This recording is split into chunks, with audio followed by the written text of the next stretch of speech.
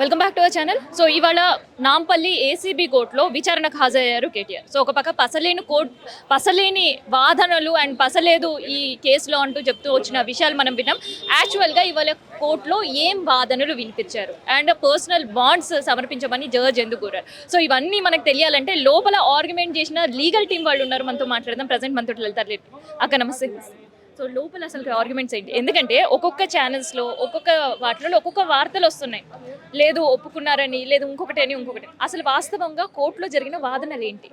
First of all ఇలా కొన్ని media సంస్థలు ఎస్పెషల్లీ బయటనే వాళ్ళు మొత్తం ట్రయల్ కండక్ట్ చేస్తున్నారు, వాళ్ళ మీడియా స్టూడియోలలోనే ఇప్పుడు ట్రయల్ కండక్ట్ చేస్తున్నారు. That is very wrong. When the matter is sub judice before the honourable court, court వారి ముందు ఏది జరిగినా కరెక్ట్ విషయాలని అందరి ముందు తెలియపరచాల్సిన చాలా అట్మోస్ట్ డ్యూటీ మీడియాకు ఉంటుంది. బట్ మనం చూస్తూనే ఉన్నాం, టైమ్ అండ్ అగైన్ కావాలని ఫాల్స్ ఇన్ఫర్మేషన్, ఫాల్స్ న్యూసే అంటే బయటికి పంపిస్తున్నారు. అలాంటిది ఏమీ జరగలేదు. సో ఈ రోజు కేటీఆర్ గారిది ఫస్ట్ అపియరెన్స్ ఉండే, పర్సనల్ అపియరెన్స్ ఉండే. So it was only the first date of hearing. So అందుకనేసి ఈ రోజు కోర్టు వారి ముందు మెమో ఆఫ్ అపియరెన్స్ వేయడం జరిగింది. అయితే ఈ కేసులో దాదాపు 5 మంది పైన ఆరోపణలు ఉన్నాయి. కేటీఆర్ గారు పక్కన పెడితే ఇంకొక 4. సో ఎవరెవరి అపియరెన్స్? సో ఈరోజు కేటీఆర్ గారితో పాటు మిగతా ముగ్గురు అటెండ్ అయ్యారు. సో వాళ్ళు కాకుండా ఇప్పుడు యూకే సంస్థనేమో అక్యూజ్ నెంబర్ 5 యాక్చువల్గా యూకే సంస్థకి ఇంకా సమన్స్ సర్వ్ కాలేదని చెప్పారు.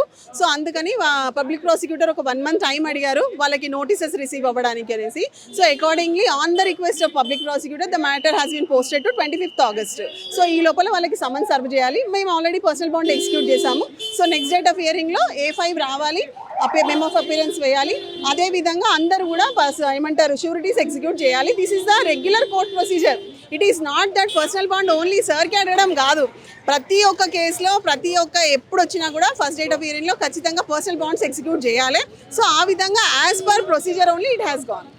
సో ఇక్కడ పర్సనల్ బాండ్ కేవలం కేటీఆర్ని మాత్రమే అడిగారు, ఆయన మాత్రమే సబ్మిట్ చేయాలి అనే వార్తలు వినిపిస్తున్నాయి. ఇందులో వాస్తవం లేదు, అదంతా చాలా అబద్ధము. అందరు అడ్వకేట్ సబ్మిట్ చేశారు ఈరోజు. అందరూ కూడా ఇప్పుడు 4 వచ్చారు ఈరోజు, కేటీఆర్ గారితో పాటు 3 అడిషనల్గా వచ్చారు.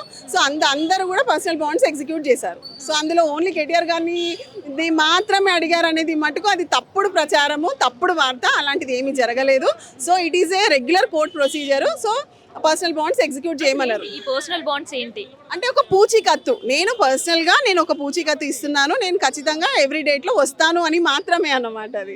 సో దాన్ని మళ్ళీ ఏదో విధంగా బయట తీసుకొచ్చి ఈ మీడియా ట్రయల్ చేసుకుంటూ తప్పుడు వార్తలు రాస్తున్నారు. అదైతే నిజం కాదు.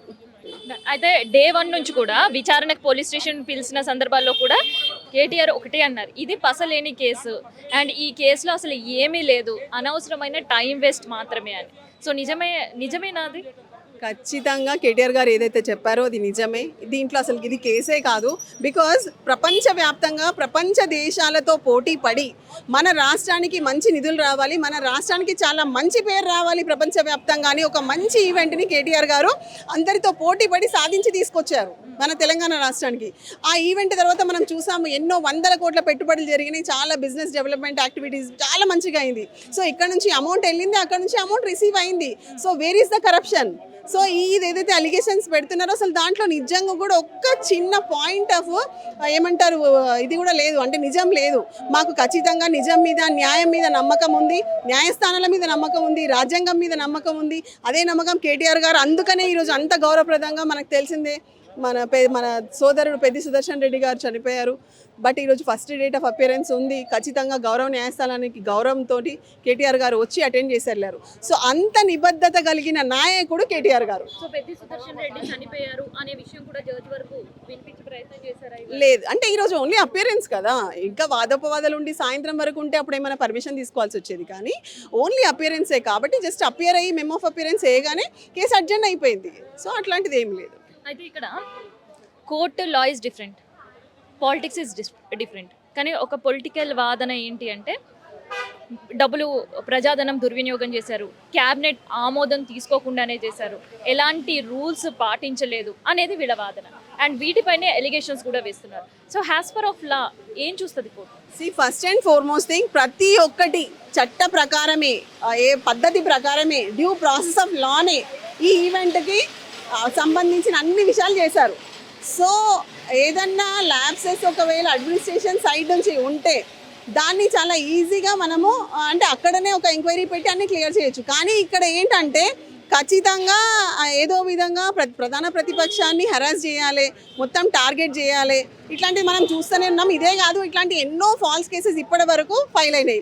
సో అందులో ఇది కూడా ఒక పొలిటికల్లీ మోటివేటెడ్ కేసు. సో మన రాష్ట్రానికి ప్రపంచవ్యాప్తంగా అంత మంచి పేరు తెచ్చిన ఈ ఈవెంట్ ఎట్టి పరిస్థితుల్లో కూడా సార్కి మంచి పేరు తెస్తుంది. ఒక చరిత్ర సృష్టించిన ఈవెంట్ అది. అదేవిధంగా ఈ కేసులో కూడా చారిత్రాత్మకమైన జడ్జిమెంట్ వస్తుందని మాకు పూర్తి నమ్మకం ఉంది. లాస్ట్ అండ్ ఫైనల్ గా ఎలాంటి డాక్యుమెంట్ ఎవిడెన్స్ మీ దగ్గర ఉన్నది సబ్మిట్ చేశారు? See, government is the custodian of all the documents. So, sir, when sir has taken the decision for this event and all, so everything is part and parcel of government records only. So, once all those records will come to the honorable court, ఖచ్చితంగా ఏంటంటే ఆ records చూస్తేనే తెలిసిపోతుంది కదా. Because డబ్బులు అక్కడ పోకపోతే మీకు కేసు, ఇక్కడ నుంచి పోకపోతే కేసు, అక్కడ రిసీవ్ కాకపోతే మీకు కేసు. ఇక్కడ ఏముంది, ఈవెంట్ కూడా జరిగింది. మళ్ళీ పోనీ ఈవెంట్ జరగలేదా అంటే ఈవెంట్ కూడా జరిగింది. సో ఖచ్చితంగా ఈ డాక్యుమెంట్స్ అన్నీ ఏదైతే ఉందో కోర్టు వారి ముందు ఏమంటారు పబ్లిక్ ప్రాసిక్యూటర్, గవర్నమెంట్ అథారిటీస్ సమర్పిస్తాయి. సో ఇందులో చాలా అంటే ఫుల్ ఫ్లెడ్జ్ ట్రయల్ కూడా అవుతుంది. చాలా వందల మంది విట్నెసెస్ కూడా ఉంటారు. సో వాళ్ళందరినీ ఎగ్జామిన్ చేయడం కూడా జరుగుతుంది. సో ఇదంతా ప్రాసెస్ అయ్యాక మాకు ఖచ్చితంగా న్యాయస్థానం మీద నమ్మకం ఉంది, మంచి తీర్పు ఇస్తారని చెప్పి. ఒక పక్క బీఆర్ఎస్ లీగల్ టీం అంతా చూసాం, అటువైపు నుంచి ఎవరెవరు అటెండ్ అయ్యారు? అంటే ఇది స్టేట్ తరఫు నుంచి పబ్లిక్ ప్రాసిక్యూటర్ అటెండ్ అవుతారు. ఒక స్పెషల్ పబ్లిక్ ప్రాసిక్యూటర్ని కూడా అపాయింట్ చేయడం జరిగింది గవర్నమెంట్ తరఫు నుంచి. సో వాళ్ళు కూడా వచ్చారు. సో ఇదనమాట, కోర్టులో ఇవాళ మార్నింగ్ వాదనలు స్టార్ట్ అయినప్పటి నుంచి కోర్టులో ఏం జరుగుతుందో తెలియని సందర్భాల్లో కూడా కేటీఆర్ని ఈ ప్రశ్న అడిగారు, తర్వాత ఆ ప్రశ్న అడిగారు, తర్వాత పెద్ది సుదర్శన్ రెడ్డికి సంబంధించిన మరణం జరిగింది కాబట్టి అది జడ్జి ముందు పెట్టారు. సో అందుకని ఇవాళ పూర్తి ఆర్గ్యుమెంట్ వినకుండానే వాయిదా పడింది. ఇట్లాంటి వార్తలన్నీ విన్నాం. కానీ ఆ వార్తలన్నీ అవాస్తవం, కేవలం ఇవాళ అపియరెన్స్ మాత్రమే. సో అందులో భాగంగానే పూచికత్తు అడగడం కావచ్చు, తర్వాత చెక్స్ అడగడం కావచ్చు, ఇవన్నీ కూడా జరిగాయి.